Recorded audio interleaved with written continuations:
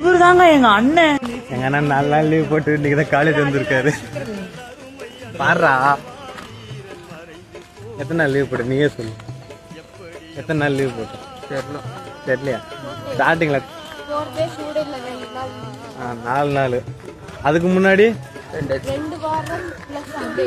2 வாரம் 14 நாள். ஒரு 16 நாள். மொத்தம் 20 நாள் எவனா லீவ் போடுவானா? 16 நாள் மட்டும். அந்த இப்ப இந்த 4 நாள் மொத்தமா சேர்த்து 16 நாள். 20 நாள் வருது.